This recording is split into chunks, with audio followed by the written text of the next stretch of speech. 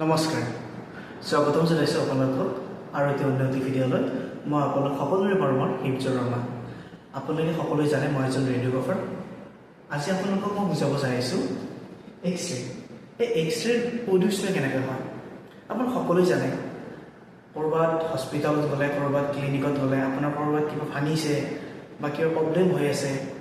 বা আৰু কিবা কিবি প্ৰব্লেম চলি আছে ডক্টৰে আপোনাক লিখি দিলে এক্স-ৰে বুলি আমি এক্স-ৰে কৰিলোঁ ফটোখন দেখা পালোঁ ফিল্মখন দেখা পালোঁ আপোনালোকে জানেনে এই এক্স-ৰে প্ৰডিউচ কেনেকৈ হয় আজি অলপ জানি লওক এক্স-ৰে কেনেকৈ প্ৰডিউচ হয় মই আপোনালোকক জনাম 1895 চনত এজন জাৰ্মান বৈজ্ঞানিক যে তেওঁৰ নাম আছিল উইলহেম ৰনজেন তেওঁ সৃষ্টি কৰিছিল এই এক্স-ৰে এতিয়া আপোনালোকক মই বুজাওঁ এক্স-ৰে সৃষ্টিনো কেনেকৈ আজি জানি লওক এক্স-ৰে কেনেকৈ সৃষ্টি হয় এক্স-ৰে ভিতৰত দুটা টাৰ্মিনেল থাকে মানে এক্স-ৰে টিউবৰ ভিতৰত দুটা টাৰ্মিনেল থাকে এটা হ'ল নিগেটিভ সাইড এটা হ'ল পজিটিভ সাইড নিগেটিভ সাইডটো সদায়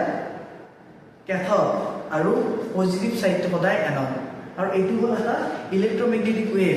আমি যেনে ভিজিবল লাইট আমি ভিজিবল লাইট চকুৰে দেখা পাওঁ কিন্তু যেটো এইটো হ'ল আপোনাৰ তোমালোকৰ এইটো হ'ল ইনভিজিবল লাইট যিটো আমি চকুৰে দেখাই নাপাওঁ এতিয়া আকৌ আমি ইন্ট্ৰোডাকচনলৈ মানে প্ৰডাকশ্যনলৈ আহিব প্ৰডিউচ কেনেকৈ হয় প্ৰডিউচ কেনেকৈ সেইটো আহিব আমি ধৰি ল'লোঁ এইটো কেথড ছাইড এইটো এনড ছাইড কেথডত ফিলামেণ্ট থাকে আৰু এনড আৰু কেথড হাই ভল্টেজৰ লগত কানেকশ্যন হৈ থাকে যেতিয়া কেথডৰ ফিলামেণ্ট যেতিয়া হিট হয় তাৰ পৰা ইলেক্ট্ৰন ওলায়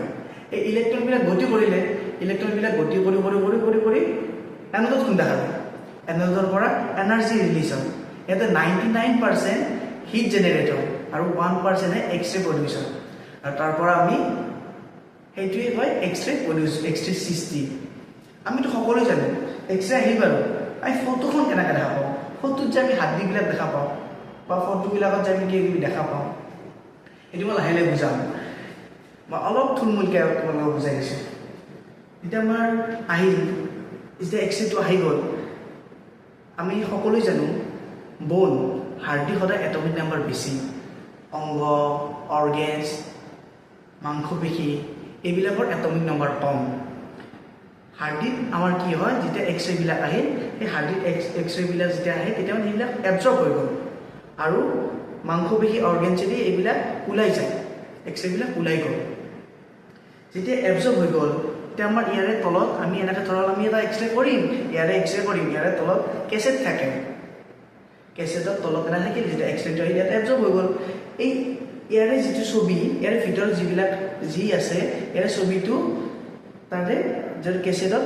ভিজিবল হয় বুজি পাইছেনে ইয়াৰে যিবিলাক ভিতৰত যিবিলাক মানে আপোনাৰ তোমাৰ হাৰ্ডি আছে এইবিলাক এই কেছেটত ভিজিবল হয় যেতিয়া কেছেটখন আমি ৰিড কৰিম তেতিয়া আমি বঢ়িয়া ভালকৈ দেখা পাওঁ লাহে লাহে মই বুজাম তোমালোকক হাৰ্ডিবিলাক আপোনালোকক মই বুজাম কেনেদৰে হাৰ্ডিবিলাক কিয়নো বগা হয়